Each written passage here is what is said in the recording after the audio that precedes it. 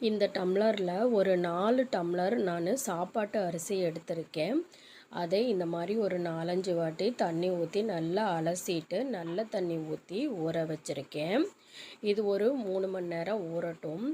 ஊறினதுக்கப்புறம் இந்த மாதிரி நைஸாக அரைச்சி எடுத்துக்கோங்க. இந்த மாதிரி ரொம்ப கெட்டியமாக இருக்கக்கூடாது, ரொம்ப தண்ணியாக இருக்கக்கூடாது. இந்த மாதிரி ஸ்டேஜில் இருக்கணும்.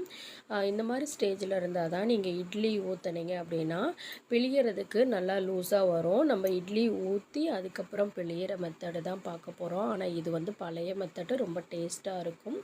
இதில் தேவையான அளவு உப்பு சேர்த்துக்குங்க. உப்பு சேர்த்து இப்படி நல்லா கலந்து விட்டுருங்க.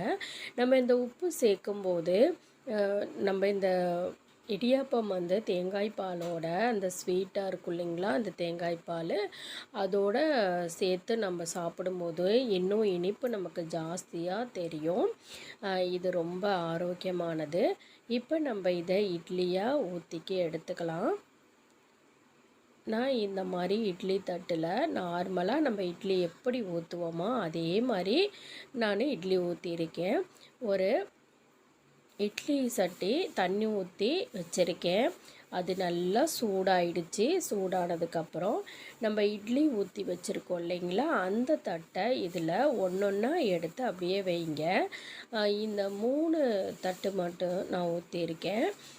இப்போ ஒவ்வொரு தட்டாக எடுத்து வச்சு நம்ம இதை நல்லா வேக வச்சிடணும். வேக வச்சு எடுத்து நம்ம பிழிஞ்சிக்கலாம். அது எப்படின்னு காமிக்கிறேன். இப்போ இந்த 3 தட்டையும் வச்சு நான் வந்து இட்லி மூடி வச்சு க்ளோஸ் பண்ணிடுறேன். க்ளோஸ் பண்ணிட்டேன்னா இது வந்து நமக்கு சீக்கிரமாக வந்து வெந்துடும். நார்மலாக நீங்கள் வந்து இட்லி வந்து எப்படி வேக வைக்கிறீங்களோ அதே மெத்தடு தான். இங்கே பாருங்கள், இப்போ நான் க்ளோஸ் பண்ணிடுறேன். இது வேகட்டும். இப்போது இட்லி வெந்துருச்சா நம்ம பார்த்துக்கிடலாம். இப்போ பாருங்கள், இட்லி நல்லா வெந்துருச்சான்னு நான் ஒரு கரண்டி வச்சு தான் இந்த மாதிரி குத்தி பார்க்குறேன். இதில் பாருங்கள், மாவு வந்து ஒட்டவே இல்லை, நல்லா வந்து வெந்துருச்சு. இப்போ நம்ம இதை பிழியறதுக்கு எடுத்துக்கலாம். பிழியறதுக்கு எடுத்துக்கிறதுக்கு முன்னாடி ஒரு தட்டு மட்டும் எடுத்துக்கோங்க. அடுப்பை சிம்மில் வச்சுக்கோங்க.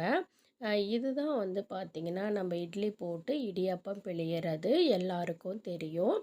இந்த மாதிரி ஒரு கீழே ஒரு குண்டா நான் வந்து வச்சுட்டு இந்த இட்லியை வந்து இதுக்குள்ளே வந்து போகிற அளவுக்கு ஒரு 1.5 இட்லி வச்சு இந்த மாதிரி மேலே சுற்றி விட்டால் இது போய் க்ளோஸ் ஆகிக்கும். இப்போ நம்ம இதை வந்து டைட்டாக வந்து நம்ம அப்படியே பிழியலாம். இப்போது பிழியும் போது பாருங்கள், நான் அந்த கீழே வச்சுருக்கேன் இல்லைங்களா குண்டா, அதில் இந்த பிழிய இந்த சுற்றியும் அந்த இதில் சுற்றியும் இருக்கக்கூடிய ஹோலில் இருந்து இந்த மாதிரி அந்த இட்லி அப்படியே அமுந்து இடியாப்பமாக வெளியில் வரும். இட்லி நல்லா சூடாக இருக்குது, உங்களுக்கே இதில் பார்த்தா தெரியுது இல்லைங்களா. நல்லா சூடாக இருந்தால் தான் இந்த மாதிரி நல்லா ஈஸியாக பிழிய வரும். இந்த மாதிரி நல்லா பிழிஞ்சு எடுத்துக்கோங்க.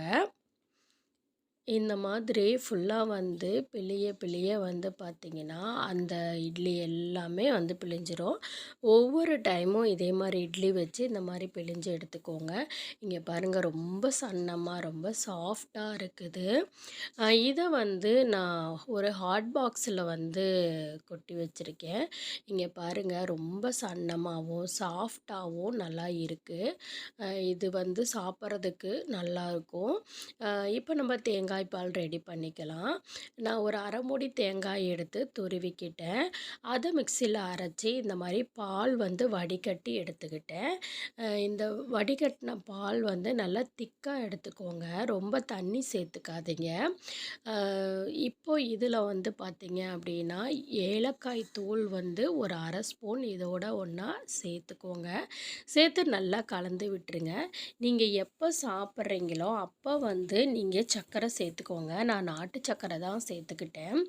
நீங்கள் இடியாப்பம் போட்டு நாட்டு சர்க்கரை போட்டு இந்த தேங்காய் பால் ஊற்றி சாப்பிட்லாம். இல்லை சாப்பிட்றதுக்கு முன்னாடி இதில் நாட்டு சர்க்கரை போட்டு கலந்து உடனே நீங்கள் சாப்பிட்டுக்குங்க.